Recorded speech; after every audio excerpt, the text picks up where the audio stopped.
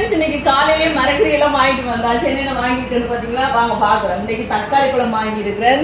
தக்காளி மரக்கறியில் கொஞ்சம் விலையா இருக்கேன்னா மழையால. அதுக்கப்புறம் கேரட், பச்சை மிளகா தான் நண்பர்களே, செம விலையா இருக்கு. இது பாருங்க வாழைத்தண்டு. இந்த வாழைத்தண்டு கண்டிப்பா எல்லாரும் வாங்கி சாப்பிடுங்க. நல்ல உங்களுக்கு உடம்புக்கு நல்ல.